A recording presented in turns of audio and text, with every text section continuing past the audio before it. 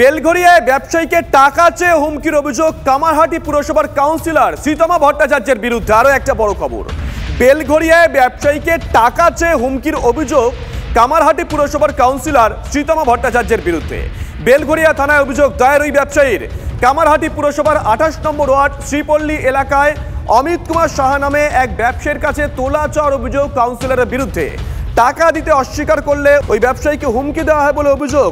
টাকা দিতে রাজি না হওয়ায় ব্যবসায়ীর অফিসে চড়াও হয়ে কাজ বন্ধ করে হুমকি কাউন্সিলর শ্রীতমা ভট্টাচার্যের, এমনটা অভিযোগ ওই ব্যবসায়ীর।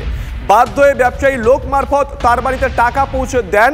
কাউন্সিলর বাড়িতে না থাকায় তার মা সেই টাকা নেয় বলে অভিযোগ।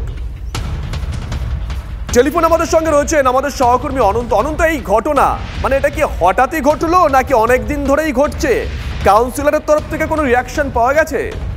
দেখো, শ্রীতমা ভট্টাচার্যের সাথে আমার কথা হয়েছে, তার একটাই বক্তব্য, এই লালমোহনের বিরুদ্ধে, তার উপর অত্যাচার হয়েছিল, সেই লালমোহনের বিরুদ্ধে মুখ তুলেছে বলেই আজ লালমোহন এরকম ধরনের তারা নামে অপপ্রচার করছে।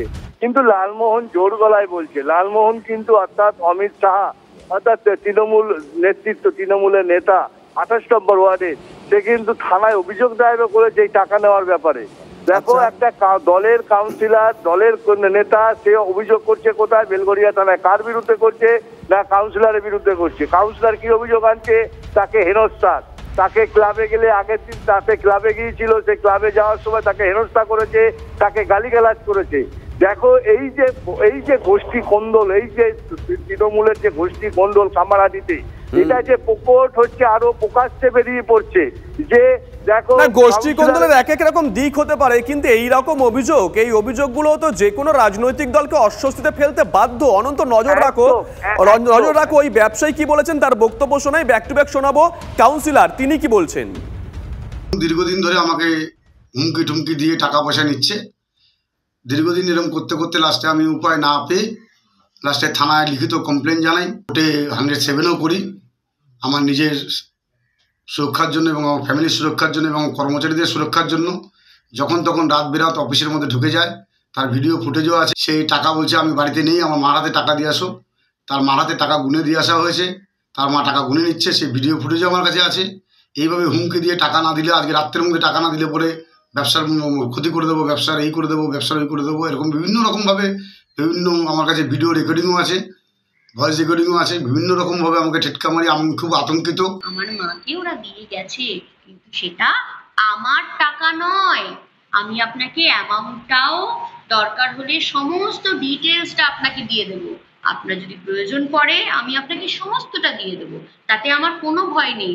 কারণ ওই 1 টাকাতেও আমি 1 কাপ চা খাইনি, এটা আমি আমার জোর গলায় বলতে পারি। ফলে আমার কোনো ভয় নেই, এবং ভয় নেই বলেই আমি কিন্তু আজকে পালিয়ে বেড়াচ্ছি না। এদিকে পুলিশের অতি সক্রিয়তা নিয়ে প্রশ্ন বিচারপতি সিনহার। সামাজিক মাধ্যমে মন্ত্রীর বিরুদ্ধে দুর্নীতির অভিযোগ। নবান্নে মুখ্যমন্ত্রীর সভা চলাকালীন কমেন্ট এক ব্যক্তির, সেই সময় অরূপ রায়দের তিরস্কার করছিলেন মমতা বন্দ্যোপাধ্যায়। তখনই সোশ্যাল মিডিয়ায় পোস্ট এরশাদ সুলতানের। 30 জুন এরশাদকে গ্রেপ্তার করে পুলিশ। এরশাদ তৃণমূল কংগ্রেস কর্মী। এরশাদও তৃণমূল কংগ্রেস কর্মী। অভিযুক্তকে ছেড়ে দেওয়ার নির্দেশ বিচারপতি অমৃতা সিনহার। কোনো নাগরিক ক্ষোভ জানালে তাকে গ্রেপ্তার করতে হবে। ব্যক্তি স্বাধীনতায় হস্তক্ষেপ পুলিশের, মন্তব্য বিচারপতির। অরূপ রায় কি কোনো অভিযোগ দায়ের করেছেন? অযথা নাক গলিয়েছে পুলিশ, মন্তব্য বিচারপতি সিনহার। গ্রেপ্তারের দিনে শিবপুর থানার সিসিটিভি ফুটেজ সংরক্ষণের নির্দেশ দিয়েছেন বিচারপতি। পুলিশের বিরুদ্ধে কোথাও কোথাও নিষ্ক্রিয়তা, কোথাও কোথাও অতি সক্রিয়তার অভিযোগ ওঠে। পুলিশের অতি সক্রিয়তা নিয়ে প্রশ্ন বিচারপতি সিনহার। সামাজিক মাধ্যমে মন্ত্রীর বিরুদ্ধে দুর্নীতির অভিযোগ। নবান্নে মুখ্যমন্ত্রীর সভা চলাকালীন কমেন্ট করেন এক ব্যক্তি, সেই সময় অরূপ রায়দের তিরস্কার করছিলেন মমতা বন্দ্যোপাধ্যায়। নিশ্চয়ই সেই সাংবাদিক বৈঠক আপনারা প্রত্যেকেই দেখেছেন। তখনই সোশ্যাল মিডিয়ায় পোস্ট এরশাদ সুলতানের। 30 জুন এই এরশাদকে গ্রেপ্তার করে পুলিশ। সবথেকে বড় কথা, এরশাদও একজন তৃণমূল কংগ্রেস কর্মী। হাইকোর্ট যে আবার একটা চড় মারলো টিএমসি সরকারের বিরুদ্ধে, সেটা আমাদের খুশির বিষয়। স্বাভাবিকভাবে রাজ্যের মানুষের কাছেও একটা মেসেজ গেছে। এর আগেও তো বহুবার হাইকোর্ট যদি না থাকতো বাংলার কি হতো, বাঙালির কি হতো, সেটা ভাবার বিষয় ছিল। আমরা আগে থেকে জানতাম সোশ্যাল মিডিয়া জামানা আছে, নতুন আইন চেঞ্জ হয়েছে, নতুনভাবে দেশ এগোচ্ছে, রাজ্যকেও এগোনোর প্রয়োজন ছিল। একটা কমেন্ট করবে তাকে আপনি জেল পাঠিয়ে দেবেন, কেন মানে ও একজন মন্ত্রীর বিরুদ্ধে বলেছে? এখানে তো বহু লোক লিখছে, ডেইলি লিখছে মানুষের বিরুদ্ধে, সোশ্যাল মিডিয়া।